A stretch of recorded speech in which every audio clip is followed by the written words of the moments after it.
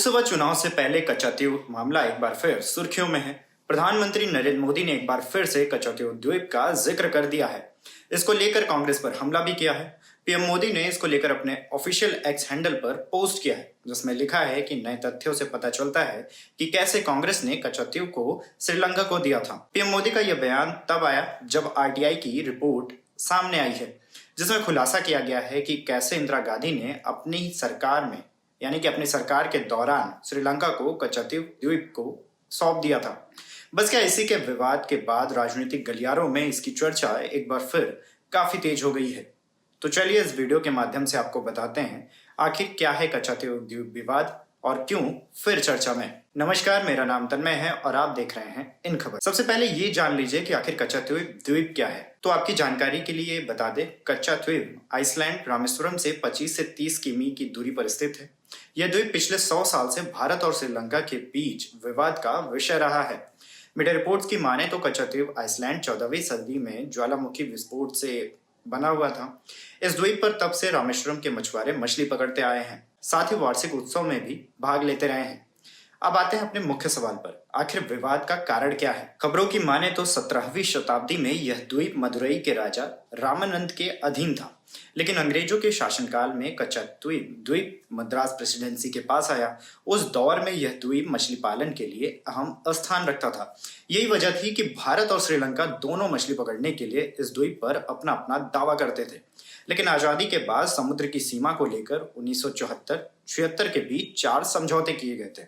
समझौते के तहत भारतीय मछुआरों को द्वीप पर आराम करने और जाल सुखाने में इजाजत दी गई और यह द्वीप श्रीलंका को सौंप दिया गया। अब साल 1974 में भारत की तत्कालीन प्रधानमंत्री इंदिरा गांधी और श्रीलंका की राष्ट्रपति श्री मावो के बीच एक समझौता हुआ। समझौते के तहत इंदिरा गांधी ने श्रीलंका को कच्चा-तेल द्वीप को सौंप दिया था। इस समझौते को लेकर 26 जून को कोलंबो और 28 जून को दिल्ली में दोनों देशों के बीच बातचीत भी हुई थी।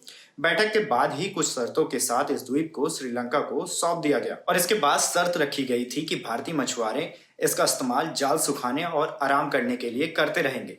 यह भी कहा गया था कि इस द्वीप पर बने चर्च में भारतीयों को बिना वीजा जाने की इजाजत नहीं होगी और न ही भारतीय मछुआरे यहाँ पर मछलियां पकड़ सकेंगे। जब इंदिरा गांधी ने श्रीलंका को यह द्वीप सौंपा तो सबसे ज्यादा इसका विरोध तमिलनाडु में हुआ था। तमिलनाडु के तत्कालीन मुख्यमंत्री करुणानिधि ने इसका पुरजोर विरोध किया था। इसको लेकर साल 1991 में तमिलनाडु विधानसभा में प्रस्ताव भी पास किया गया। प्रस्ताव में उस द्वीप को वापस लेने की मांग की गई थी।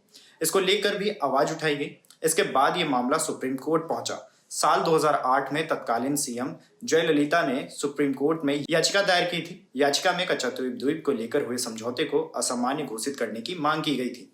याचिका में कहा गया था कि तोहफे में इस द्वीप को श्रीलंका को देना असंवैधानिक है। एक बार फिर यह मुद्दा साल 2011 में उठा, जब जयललिता दोबारा तमिलनाडु की मुख्यमंत्री बनी तो उन्होंने विधानसभा में इसको लेकर प्रस्ताव पास कराया। मीडिया रिपोर्ट्स की माने तो तब तमिलनाडु के कई हिस्सों में मछलियां खत्म हो गई।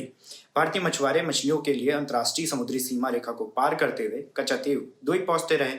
यही वजह रही कि बार बार भारतीय मछुआरों को श्रीलंकाई नौसेना हिरासत में ले चुकी, जिनकी अक्सर खबरें भी सामने आती रही हैं। अब लोकसभा चुनाव के बीच एक बार फिर से यह द्वीप इसलिए ही चर्चा में है। इसको लेकर ही पीएम ने ट्वीट किया है और कांग्रेस को घेरा है। खैर, इस खबर पर आपकी क्या राय है, हमें कमेंट करके जरूर बताएं। देश दुनिया की तमाम ऐसी खबरों के लिए देखते रहें इन खबर।